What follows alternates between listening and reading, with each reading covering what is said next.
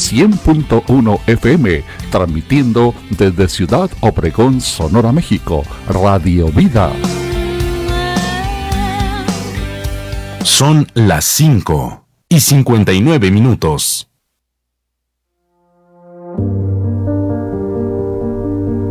La Segunda Iglesia Apostólica de la Fe en Cristo Jesús de Ciudad Obregón presentan un espacio de estudio serio y dinámico sobre las Escrituras, verso por verso, con el pastor Jorge Solano.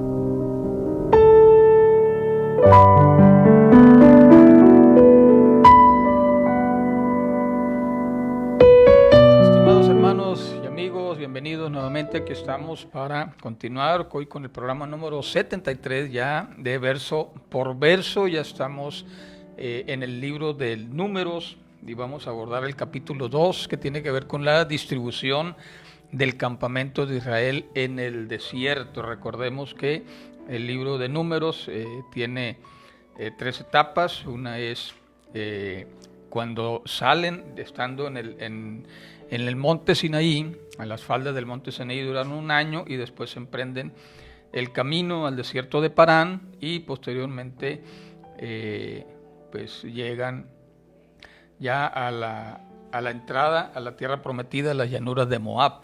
Y en ello veíamos que pues el número es prácticamente un censo, un conteo que se hace de los hombres de las tribus de Israel, porque pues decíamos que en los tiempos antiguos se solía contabilizar a los hombres, las cabezas literalmente, porque eran los que estaban listos para ir a la guerra. Y bueno, también mencionábamos que hubo 10 conteos, hay 10 conteos o 10 censos que aparecen en la Biblia. Rápidamente los menciono. El primero en Génesis 46, donde habla de las familias que bajaron a Egipto, de los hijos de Israel, que fueron 70. En Éxodo 12:37, los que salieron de Egipto. En Éxodo 30:12, el censo después del incidente del becerro de oro por la mortandad que eso produjo. Números capítulo 1, que es lo que vimos el lunes pasado, con la formación del campamento en el desierto. El número 26 va a aparecer otra, ya para la división de la tierra, cómo se van a distribuir en la conquista. Se va a contar a los que nacieron en el desierto, los hijos de los que salieron de Egipto.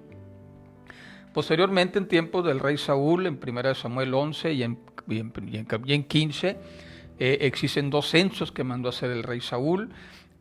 Otro lo tenemos en 2 Samuel 24, en tiempos del rey David. Uno ya muy posterior se encuentra en Esdras 12:34, los que regresaron de la cautividad de Babilonia.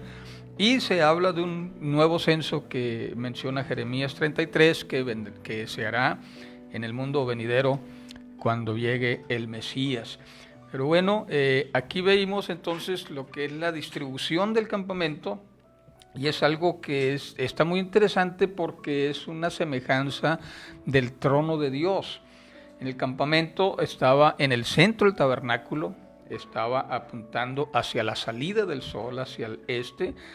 Y dice Números 2, habló Jehová a Moisés y Aarón y les dijo: los hijos de Israel acamparán alrededor del tabernáculo de reunión, cada uno junto a su bandera, bajo las insignias de las casas de sus padres. Y bueno, estaba orientado, decíamos, el tabernáculo hacia la salida del sol, hacia el este. Y también pues en el trono de Dios, según las visiones de Isaías y Ezequiel, pues estaban rodeados ¿verdad?, de los opanim, esos seres celestiales en forma de circular y con ojos que todo lo ven. Y bueno, de esa forma también la escritura aquí en Números nos va a describir que alrededor del tabernáculo tenían que estar el campamento de Moisés y Aarón al frente en el este, apuntando hacia el sol en la entrada del templo, o de lo que era el tabernáculo aún, y después rodeado de las tribus de los levitas, que vienen siendo los hijos de Merari, de Gersón y de Coat.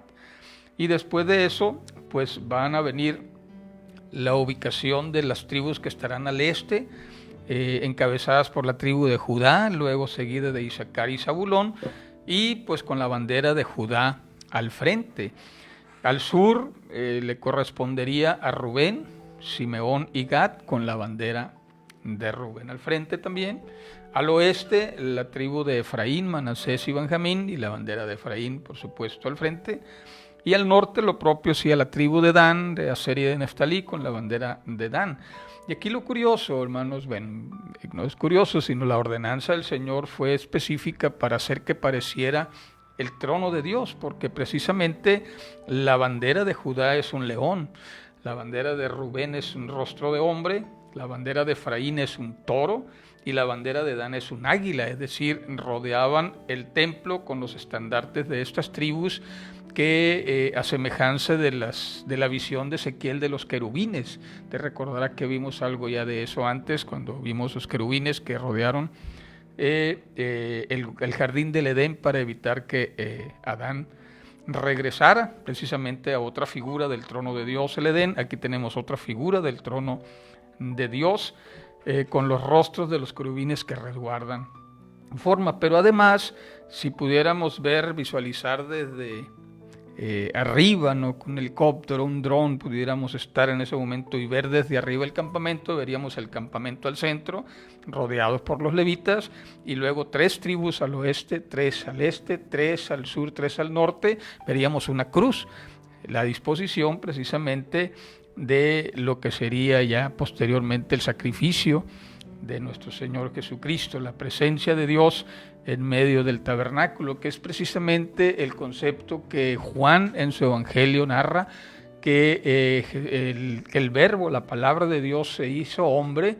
y habitó entre nosotros, y esa palabra que Casiodoro de Reina traduce como habitar, pues es precisamente el hecho de habitar pero en tiendas de campaña, es decir, podríamos decir Jesús tabernaculizó con nosotros, puso su tienda de campaña, es decir, que esto que estamos viendo en Números es sombra y figura de lo que había de venir posteriormente en Cristo, que vino a poner su tabernáculo en medio de nosotros.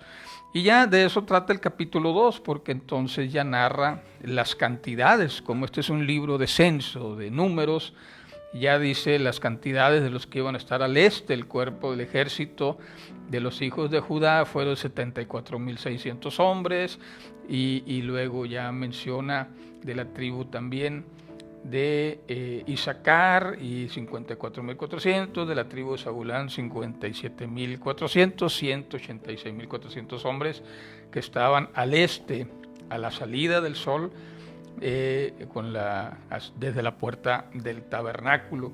Y bueno, voy a evitar un poquito las cifras porque sé que esto es lo que hace precisamente tediosa la lectura de este interesante libro, pero que su lectura se vuelve tediosa por tanta cantidad, ¿no? Con permiso. Y bueno, de esa manera se va corriendo el capítulo 2, y llegamos hasta el verso 32, que dice: los hijos de Israel que fueron censados según las casas de sus padres, registrados por campamentos según el orden de sus ejércitos, fue de 603.550, pero los levitas, recordemos que decía ya el capítulo 1, los levitas no estaban contados porque ellos no iban a la guerra. Ellos se contaban de una manera diferente. El resto de las tribus se contaron de los varones que tenían de 20 años hacia arriba, porque eran los que ya podían ir a la guerra. En el caso de los levitas, aunque ya estaban en ese campamento desde niños, los contaban a partir de los 30 años, que era la edad en que podían empezar a ministrar en el templo, y hasta los 50 años solamente, lo estipula la Escritura. Y entonces ya menciona el censo de los hijos de Aarón. Ya avanzamos, y en el capítulo 3 del libro de Números habla de los descendientes de los levitas. Todo ese capítulo habla de los deberes de los levitas, la redención de los primogénitos entre los levitas, los deberes de los hijos de Coat, que era una tribu específica de los levitas. Esto ya en el capítulo 4, cuando a los hijos de Coat se les encomienda el oficio específico de desarmar el tabernáculo cuando la nube se movía y la columna de fuego, y volverlo a armar. Esos son los encargados de, entre los levitas, Los hijos de Coat, los coatitas, eran los encargados de esa tarea específica de levantar el tabernáculo y volverlo a ensamblar. Y bueno, me voy así rápidamente por el capítulo 2 de Números, el capítulo 3 y el capítulo 4. Para luego entrar entonces, hermanos, después de esto, porque lo quiero dejar hasta aquí el libro de Números, porque cuando entremos ya a lo siguiente vamos a ver un caso que requiere un poquito más atención, que tiene que ver con las aguas amargas de la persona que sentía un espíritu de celos, dice la Escritura así, contra su esposa, porque pensaba que le había sido infiel, pero no tenía pruebas, y había un procedimiento ahí medio curioso que vamos a analizar el próximo lunes. Y también analizaremos la famosa oración sacerdotal de número 6, donde me quiero detener ahí bastante tiempo, porque es una oración por excelencia, una oración que tiene una riqueza, que aún la seguimos practicando, y quién no desea ser bendecido, ¿no? Y en este caso era la bendición conocida como la bendición de Aarón, la bendición arónica o la bendición sacerdotal. Y quiero entrar así también, hermanos, de una manera breve a un caso una pregunta que me hicieron, y esta es la parte del segmento pues nuevo del programa que queremos empezar a manejar en base a las preguntas que ustedes tengan de la Escritura y que quieren que las analicemos en el estilo de verso por verso. Y el caso de estudio que nos referimos es el caso de Jueces capítulo 11 verso 30 en adelante, y es la situación de Jefté. Jefté era uno de los jueces de Israel.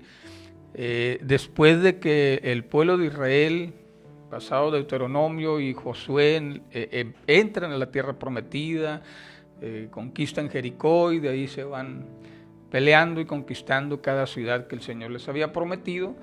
Entonces viene un periodo de gobierno del pueblo de Israel a través de jueces. Era una especie de ungidos, no eran sacerdotes, no eran reyes, pero sin embargo habían recibido el Espíritu de Dios para gobernar en ese modelo que Dios tuvo en ese tiempo del periodo de los jueces. Y uno de ellos, Jefté, pues era un hombre que su historial es de que él había sido desechado primero por sus familiares, después al querer unir fuerzas para pelear contra los hijos de Amón, que representaban una amenaza contra el pueblo de Israel en esa época. Entonces lo llaman y entonces a él, por un lado, al parecer le da mucho gusto que lo reincorporen a las filas de Israel, pero luego él hizo un voto a Jehová diciendo en el verso 30 de Jueces 11, si entregas a los amonitas en mis manos, cualquiera que salga de las puertas de mi casa a recibirme cuando yo regrese victorioso a los amonitas, será de Jehová y lo ofreceré en holocausto. Y miren lo que sucede. Jefté fue a pelear contra los hijos de Amón y Jehová los entregó a sus manos, efectivamente, como él se lo pidió. Desde Aroer hasta llegar a Minit conquistó 20 ciudades, hasta la Vega de las Viñas los derrotó con gran estrago. Así fueron sometidos los amonitas por los hijos de Israel. Pero cuando volvió Jefté a Mizpa, a su casa, su hija salió a recibirlo con panderos y danzas. Ella era sola y era su única hija, y fuera de ella no tenía ningún otro hijo ni hija. Cuando él la vio, entonces rasgó sus vestidos. Bueno, esa era una actitud de duelo de los antiguos israelitas, que rasgaban sus ropas. Y dijo, ay, hija mía, en verdad me has afligido y tú misma has venido a ser causa de mi dolor, porque le he dado mi palabra a Jehová y no podré retractarme. La palabra de que la primera persona que saliera le iba a ofrecer en sacrificio, ¿no? En holocausto. Y recordemos que holocausto es una ofrenda del todo quemada, era una ofrenda que no se dividía en partes, ni se le tomaba una parte del holocausto como eran las ofrendas de paz, las ofrendas del Yom Kippur por el pecado, sino que el holocausto era una ofrenda totalmente quemada. Y esa es la promesa que hizo. Entonces ella le respondió, bueno, también en este contexto entendamos que la palabra una vez empeñada para los antiguos era muy valiosa, no había contratos escritos, pero era cuestión de honor. Valía mucho más para los antiguos el honor y cumplir la palabra que la misma vida, porque era un legado que le iba a dejar a toda su familia, el nombre, ¿no? Entonces aquí el nombre y el honor de la familia de Jefté estaba en juego. Él dio su palabra y había que cumplirla. Los antiguos creían que una vez que empeñabas tu palabra en un juramento, ya no había manera de retractarte porque ya estaba fuera de tu control. Nadie podía hacer nada por resarcir ese juramento. Por eso también indica la Escritura, no juren en vano, no usen el nombre del Señor en vano, porque una vez que lo dices, tienes que cumplirlo. Y entonces le dijo, ay, hija mía, en verdad me has afligido, tú misma has venido a ser causa de mi dolor, porque le he dado mi palabra a Jehová y no podré retractarme. Ella entonces respondió, Padre mío, si le has dado tu palabra a Jehová, haz conmigo conforme a lo que prometiste, ya que Jehová te ha permitido vengarte de tus enemigos, los hijos de Amón. Pero luego añadió, concédeme esto, Padre, déjame que por 2 meses vaya y descienda por los montes a llorar mi virginidad junto con mis compañeras. Jefté le respondió, ve, y la dejó por 2 meses. Fue con sus compañeras, lloró su virginidad por los montes, y pasados los 2 meses volvió a su padre, quien cumplió el voto que había hecho. La hija de Jefté nunca conoció varón. Por eso es costumbre en Israel que todos los años vayan las doncellas de Israel a llorar a la hija de Jefté, el galaadita, durante 4 días. Aquí la pregunta, ¿sacrificó Jefté a su hija en realidad o qué fue lo que pasó? Bueno, vamos a ver aquí las opciones que encontré al estudiar esto.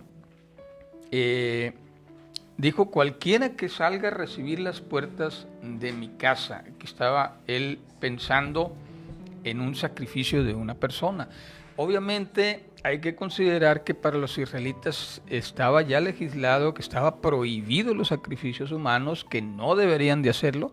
Sin embargo, en el antepasado, bueno, en el contexto de Jefté, que él había sido rechazado y estuvo más en contacto con otros pueblos, que sí practicaban, por ejemplo, el culto a Moloch, donde sacrificaban a niños recién nacidos para obtener el favor para las cosechas, para una cosecha abundante a los dioses de las tierras de los cananitas, y tal vez influenciado por eso, pudo haber sido, porque no le estaba permitido. Por otro lado, se considera que al hacer el voto, hay diversas opiniones. Por un lado, dice, en el área donde estaba era una región pagana y el sacrificio humano eran comunes. A sus ojos pudo haberle no parecido pecado. Primera observación que hace aquí. Pero luego, por otro lado, quizá Jefté, por haber estado separado de las tribus de Israel un tiempo, no estaba familiarizado con la ley de Moisés que les había dejado el Señor, ignoraba que habían sido prohibidos los sacrificios humanos. Pues bueno, eso es una evidencia que apuntan a que sí hubo un sacrificio humano. Pero por otro lado, la otra contraparte, hay quienes creen que Jefté estaba apuntando el sacrificio hacia otro lado, porque como líder del pueblo, y si estuvo familiarizado con la ley de Dios, entonces estaba prohibido. Y por otro lado, que el sacerdote legítimo de Jehová hubiera ayudado a Jefté a cumplir su voto en un sacrificio humano que ellos consideraban pues que era aborrecible de parte de Jehová. Y es donde empieza la controversia, ¿no? Y entonces aquí surgen algunas teorías, algunas hipótesis. El punto es, ¿la sacrificó o no? Por un lado, los que piensan en que sí, dicen sí tenía que morir la niña porque le dio la concesión de pasar 2 meses en la montaña, de llorar que iba a tener que morir sin haber conocido varón, y de ahí surge la tradición de las doncellas de ir a llorar a su hija por 2 meses. Por otro lado, dicen, bueno, Dios pudo haber honrado un voto basado en una práctica pagana. Y entonces viene el argumento que apunta que tal vez no fue un sacrificio.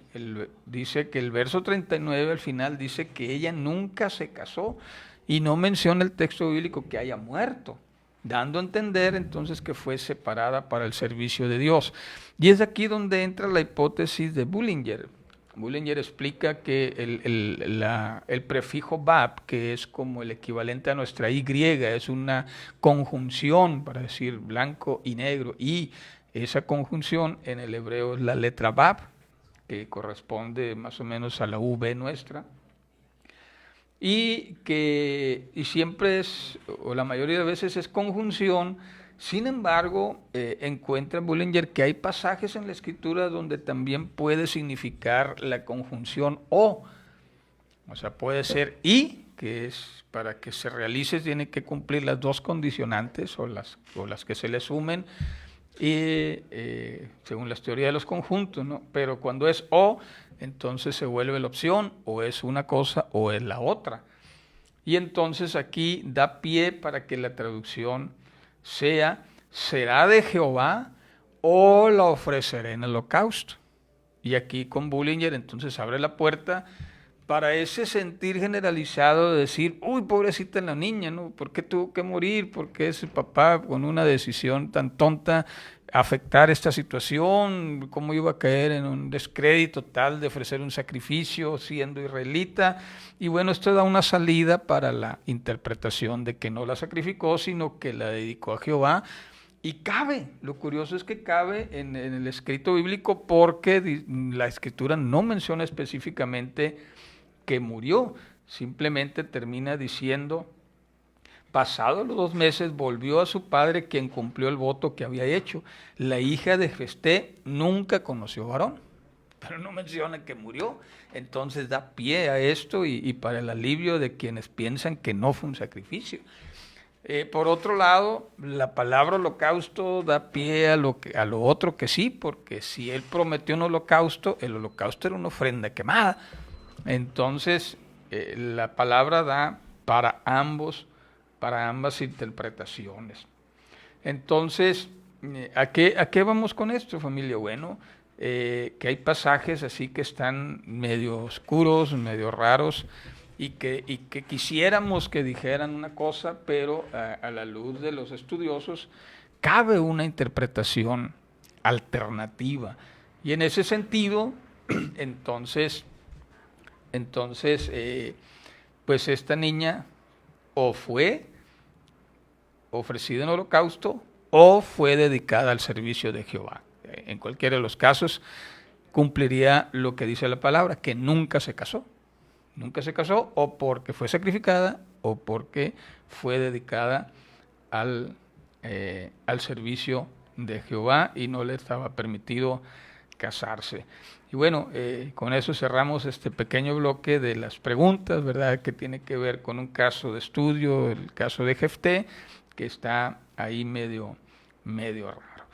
Ok, volviendo entonces al libro de Números, vamos a encontrar aquí que en la estructura del libro de Números, en el capítulo 4, precisamente vamos a tener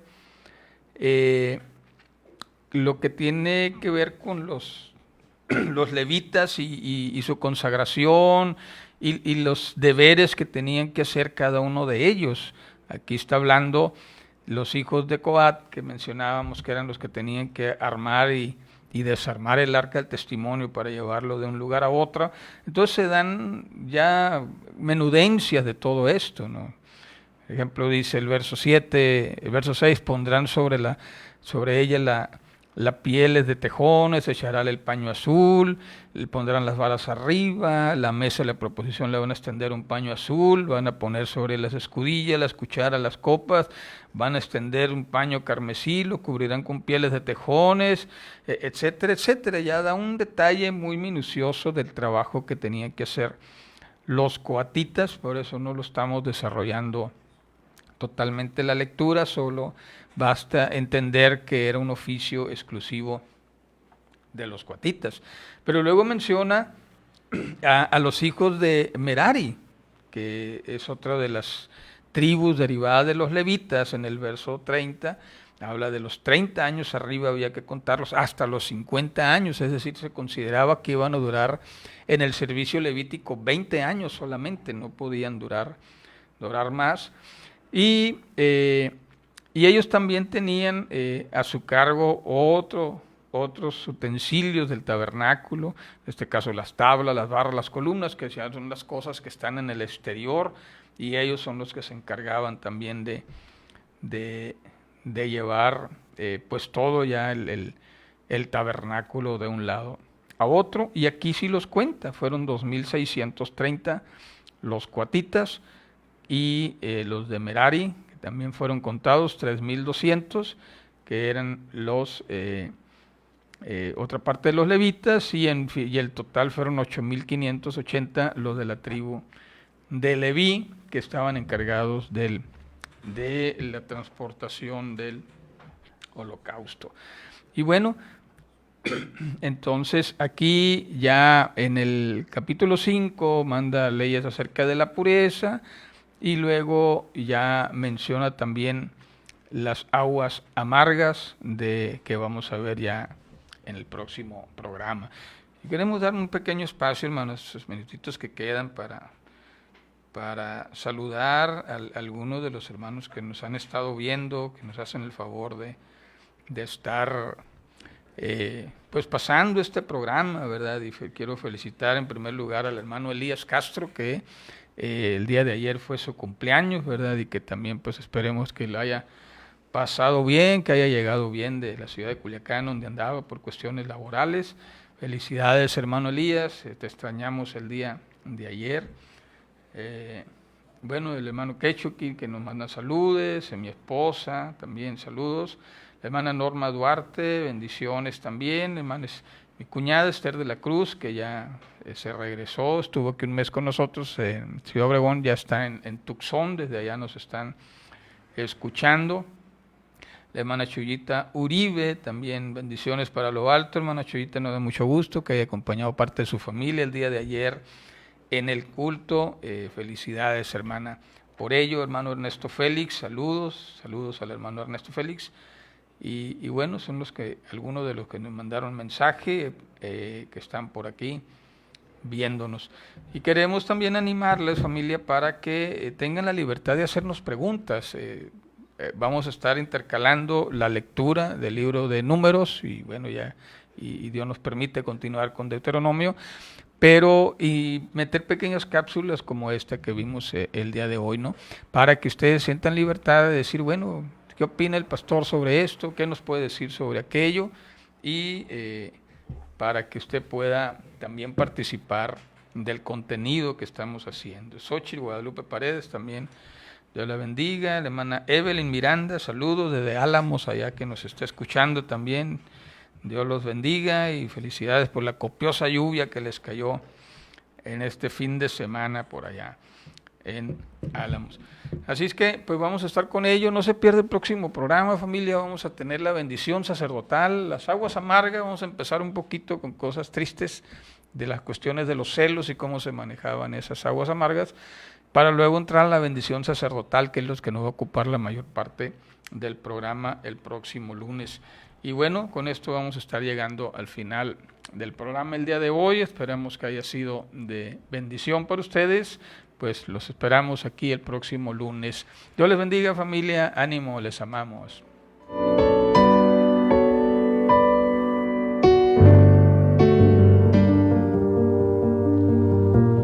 Gracias por escuchar Verso por Verso.